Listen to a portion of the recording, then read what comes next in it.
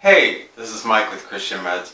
This is the fifth part of Biblical Christian Meditation, breaking down the PDF. So let's get started.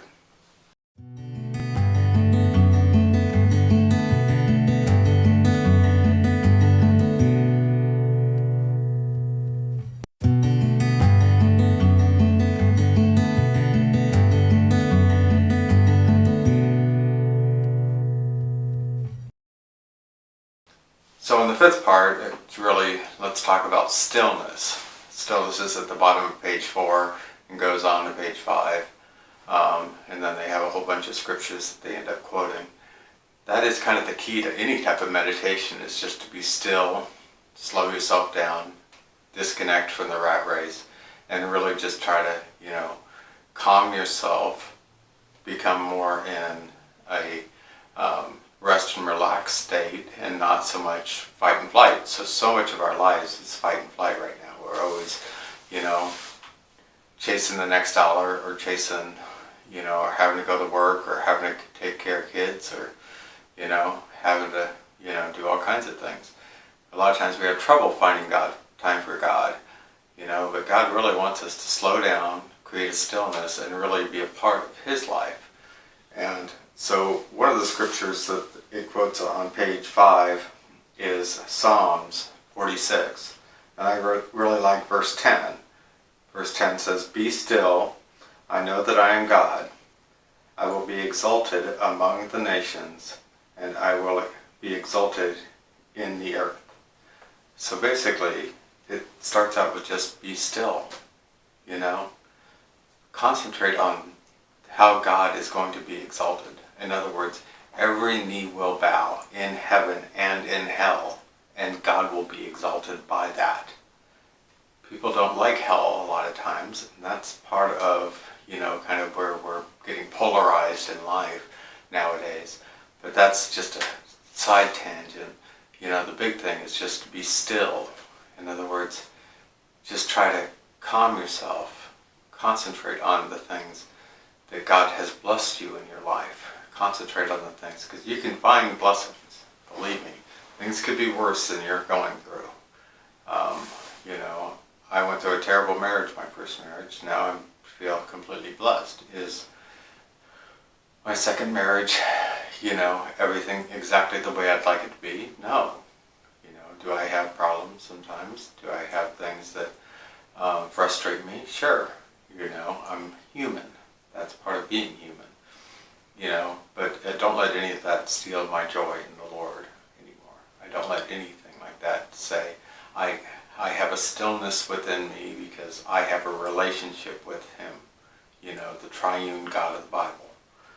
So one of the other verses that they talk about is Colossians 3:2. It says, "Set your minds on the things that are above, nor not the things on the earth."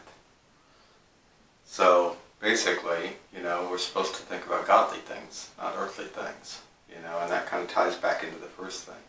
What makes God exalted? What makes God feel loved? We're supposed to show back the love which He gave to us unconditionally on the cross. He basically made a sacrifice for many. He basically put us in right standing. We don't have to chase our tails anymore, and we have to take that as a blessing in our hearts. That's just an amazing aspect of God, and I really love how He's done that. It just makes me just feel so enjoyed, and makes me not want to really ever talk about something else. A lot of times, I just want to talk about God, because He is the only thing that matters anymore to me. Everything else is vanity. That's what Solomon said. It's the vanity of vanity, says the preacher. What that means is everything else is but a whisper. Everything else just fades away. There isn't anything you have in your life that isn't going to end up in a dumpster, within 2 generations, probably. There's very rare that you have something in your life that's an family heirloom from your great-great-grandfather or great-great-grandmother. Chances are you don't. If you do have anything, it's probably a family Bible, which does stand the test of time. But very few things end up not in a landfill, within 2 generations. So one of the third scriptures is, and let's kind of wrap up with this. It says, finally, it's Philippians 4:8. It says, finally, brothers, whatever is true, whatever is honorable, whatever is just, whatever is pure, whatever is lovely, whatever is condemnable, I can almost say that word. It says, if there is any excellence, if there is anything worth praise, think about these things.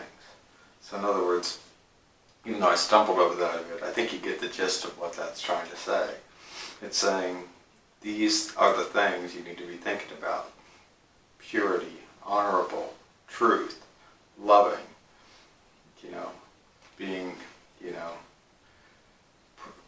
concentrating on what is praiseworthy. In other words, we don't worship a God that we get to make up. There are certain things in the Bible that I don't like. Straight out don't like. But they're in there, and I deal with that. And it does not diminish who God is, because there's scriptures in there that I don't like. Because there's way more scriptures in there I love.